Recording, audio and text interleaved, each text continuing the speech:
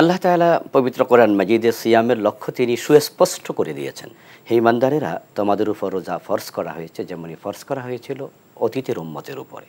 আল্লাহ তাআলা পবিত্র কোরআন মাজিদে সিয়ামের লক্ষ্য তিনি সুস্পষ্ট করে দিয়েছেন। তিনি বলেছেন, ইয়া আইয়ুহাল্লাযীনা আমানু কুতিবা আলাইকুমুস সিয়াম কামা কুতিবা আলাল্লাযীনা মিন ক্বাবলিকুম লাআল্লাকুম তাত্তাকুন। হে ইমানদারেরা, তোমাদের উপর রোজা ফরজ করা হয়েছে যেমনি ফরজ করা হয়েছিল অতীতের উম্মতের উপরে। লক্ষ্য কি? যেন তোমরা মুত্তাকি হতে পারো। রোজার উদ্দেশ্যই হচ্ছে মানুষকে মুত্তাকি বানাবে।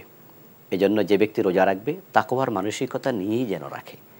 তাকওয়া বলতে আবার আমাদের দেশে অনেকে মনে করে সুরতে চেঞ্জ হবে, মাথায় টুপি আসবে, দাড়ি কামাবে না, অথবা রমাদানে একটু সুন্দর করে গেট আপ সেট আপ নিয়ে চলবে। আসলে সুরতে প্রকৃত তাকওয়া নয়, প্রকৃত তাকওয়া হচ্ছে সিরতে, চারিত্রিক পরিবর্তন। প্রিয় নবী সাল্লাল্লাহু আলাইহি ওয়াসাল্লাম এই জন্য বিষয়টা ক্লিয়ার করেছেন। তিনি বলছেন, মান লাম ইয়াদা কাওলা যুর ওয়াল আমালা বিহি ফালাইসা লিল্লাহি হাজাতুন ফি আন ইয়াদা তাআমাহু ওয়া শারাবাহু। যে ব্যক্তি খাবার এবং পানীয় পরিত্যাগ করলো কিন্তু সে মিথ্যার বেশাতি পাপাচার পরিত্যাগ করলো না, তার খাবার এবং পানীয় পরিত্যাগ করার কোনো প্রয়োজন আল্লাহর নেই। অর্থাৎ সে মুত্তাকি হতে পারেনি। তাকওয়া তখনই আসবে যখন ব্যক্তি হারাম পরিত্যাগ করবে। তাকওয়া মানে হচ্ছে তারকু মা হারামাল্লাহ ওয়া আদাউ মা ইফতারাদাল্লাহ। আল্লাহ তাআলা যা ফরজ করেছেন ফরজ বিধানগুলোকে আঁকড়িয়ে ধরা, আল্লাহ যা হারাম করেছেন সকল হারাম এড়িয়ে চলা, পরিত্যাগ করা। তো যে ব্যক্তি রমাদান মাসে সুদ খাবে, ঘুষ খাবে, ওজনে কম দেবে, মালে ভেজাল দেবে, মানুষকে ঠকাবে, জুলুম করবে, অত্যাচার করবে, অর্থাৎ তার চারিত্রিক পরিবর্তন মোটেও হয়নি, আগের মতোই অ্যাজিজুয়াল, শুধুমাত্র সে খাবার এবং পানীয় পরিত্যাগ করেছে। সে ভাবছে শুধু উপবাস, সে ভাবছে সে রোজা রেখেছে, আসলে না, রোজা রাখেনি, সে উপবাস করছে। বিশ্ববিখ্যাত মুফাসসির আল্লামা কাজী নাসিরউদ্দিন বাইজাবি রাহিমাহুল্লাহর একটি চমৎকার উক্তি আছে বিষয়।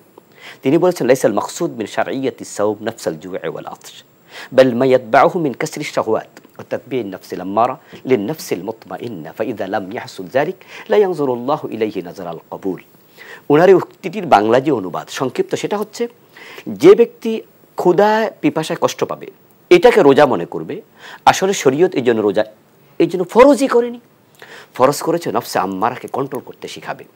খাবার আছে খায় না, আল্লাহ দেখেন, পানিও আছে পান করে না, আল্লাহ দেখেন, তাহলে সে সুদ খাবে, মন্দ প্রবৃত্তিকে নিয়ন্ত্রণ করে। ইয়েস, সে সুদ খাবে কিভাবে? খাবারটা তো হারাম মাত্র 13 ঘন্টার জন্য দিনের বেলা, আর সুদ হারাম তো 24 ঘন্টার জন্য, পানিও হারাম তো মাত্র 12-13 ঘন্টার জন্য, ঘোষ হারাম তো 24 ঘন্টার জন্য, যদি সে সারা জীবনের জন্য। যে ব্যক্তি এই অনুভূতি অন্তরে তৈরি করতে পারেনি, রোজার উদ্দেশ্য সে পূর্ণ করতে ব্যর্থ হয়েছে। এই জন্য আমরা যারা রোজা রাখবো আমরা পাপাচার পরিত্যাগ করব। 3টি জিনিসের সমন্বয় রোজা হয়। 4তে হবে পানাহার, কামাচার, নিশ্চয়ই পরিত্যাগ করতে হবে পাপাচার। এই 3টা যখন সমন্বিত হবে তখন সিয়াম তার লক্ষ্য পূরণ করবে, ব্যক্তি মুত্তাকি হবে।